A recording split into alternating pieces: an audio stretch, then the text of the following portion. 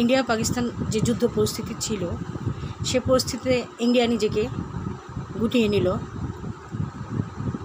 গুটিয়ে না নিলে এবার তার ভারত খণ্ডিত হওয়ার যে সম্ভাবনা সৃষ্টি হয়েছিল তার কেউ থামাতে পারত না। ভারত ভাবতেই পারে নাই মোদি প্রতিবার নির্বাচনে জেতার জন্য বিভিন্ন ফকিরফিন্দি করে থাকে, কিভাবে নির্বাচনে জয়ী হওয়া যায়। কখনো সে ধর্মকে ব্যবহার করে, কখনো ভারতীয় নাগরিকের ম্যাক্সিমামই দারিদ্র্য সীমার নিচে বসবাস করে, তাদেরকে রিলিফের, তাদেরকে খাবার প্রদান বিভিন্নভাবে, তারপর হিন্দুত্ববাদী ধর্ম মতবাদকে পুঁজি করে মুসলিম হিন্দুদের মধ্যে দাঙ্গা সৃষ্টির উপক্রম কিভাবে করা যায় বিভিন্ন ফন্দি ফিকির করে যখন সে এবার ভাবছে যে তার পরাজয় নিশ্চিত, তখন সে আর একটা ট্রাম্প কার্ড ব্যবহারের চেষ্টা করলো, যেটা হলো কাশ্মীরের পেহেলগামে যে সন্ত্রাসী হামলা, নিজেই হামলা করালো, সেটাকে আবার পাকিস্তানের উপরে দোষ চাপিয়ে দিল।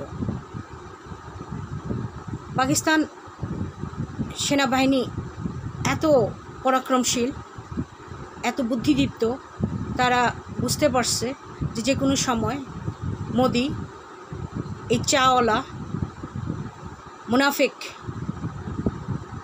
যে কোনো সময় কুকীর্তি করে পাকিস্তানকে বিশ্বের কাছে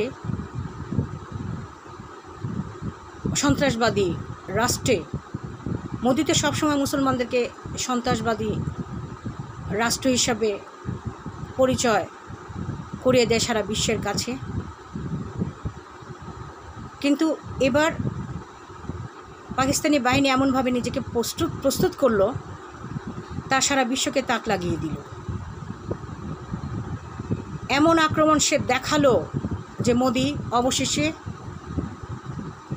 বড় বড় রাষ্ট্র সৌদি, আমেরিকা, ওদের পায়ে ধরে এই যুদ্ধ থামালো। মোদি সবসময় এত মারাত্মক একটা চাল দেয় যাতে করে ইন্ডিয়া পুরোপুরি বিপদে পড়ে যায়। ইন্ডিয়ান সব জনগণ তো আর খারাপ না, ইন্ডিয়ান জনগণের বোঝা উচিত যে তাদের দেশটাকে কতটুকু নিম্ন স্তরে নামিয়ে নিয়ে এসেছে এই মোদির বিপক্ষে এদের অবশ্যই তীব্র প্রতিবাদ গড়ে তোলা উচিত, একে ক্ষমতা থেকে ক্ষমতাচ্যুত করা উচিত। কিন্তু কেন যে ইন্ডিয়াবাসী নীরব? মোদি এত মারাত্মক, খেতে পায় না যে দেশ, সেই দেশের প্রধানমন্ত্রী হিসাবে এই চাওয়ালা এত কিছু দেখালো 17টা বছর,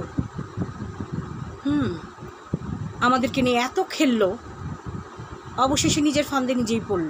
সে এমন কিছু কুকীর্তি করে থাকে যে বিশ্বের দরবারে তার মিথ্যা, তার গদি মিডিয়া, যেটাকে ইন্ডিয়ায় বলে গদি মিডিয়া, সেই মিডিয়ার মিথ্যা সম্প্রচার সবাইকে বিব্রত করে থাকে।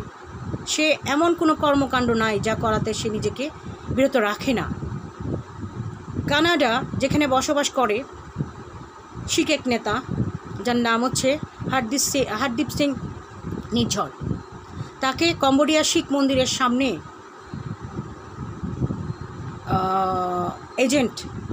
রয়ের এজেন্ট, ইন্ডিয়ান যে গোয়েন্দা সংস্থা গুলি করে হত্যা করলো।